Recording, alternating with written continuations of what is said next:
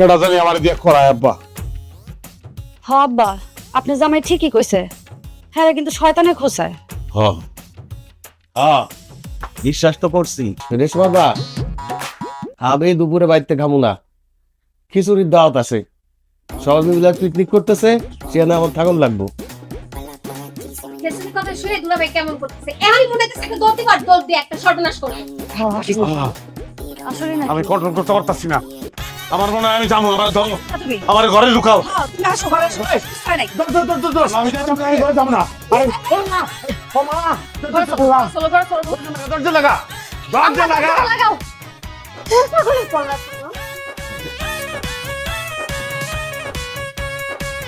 তাই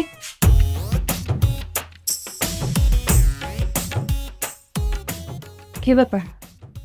বই বই আবার কি কুবুদ্ধি করতেছো? ভালো হয়ে গেছি। শয়তান ময়তান আর পাত্তা দিই না। শয়তান এখন চাইলেও আমার দিয়ে আর কিছু করাইতাম। তাহলে তো খুবই ভালো। এই যে হুজুরের পড়া পানি, এটা এক চুমুকে পড়াটা শেষ করবা। ও হ্যাঁ দাও। না এমনি খাইতে না করছো, হুজুরে কইছে আগে ওযু করে রাখতে তারপর খাইতে হইব। দাঁড়া আমি ওযু পানিটা দিতেছি, তুমি আসো। ওই তোরে না কইছি তো গ্রামে আজকে খিচুড়ি রান্না হইব। এমন শুয়ে সুস্কে যা খিচুড়ির ডেকে ইটের গুড়া মিশাইতে আয়, আরে খুবই মজা হইব। যা ওঠ ওঠ।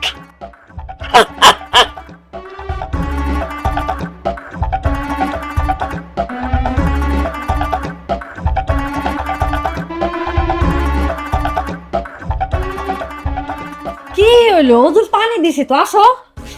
তুমি জলদি যাও, একটা দড়ি আনো আগে। দড়ি? আর দড়ি কেন? আমার বাইন্দা ফেলাও। হ্যাঁ? আমার বাইন্দা ফেলাও। শয়তান আবার কোথা দিচ্ছে আমার পিঠাছিল যে গ্রামে খিচুড়ি রান্না হইব। তুমি কোনো জায়গায় যাইতে পারবে না, তুমি এখানে চুপচাপ বসে থাকো তো। আরে তো আগে জলদি তো যাও, দাম দাও আমার, আমি তো কোনো সময় কাম করি। তুমি কোন জায়গায় যাইতে পারবে না, চুপ করে বসো। আব্বা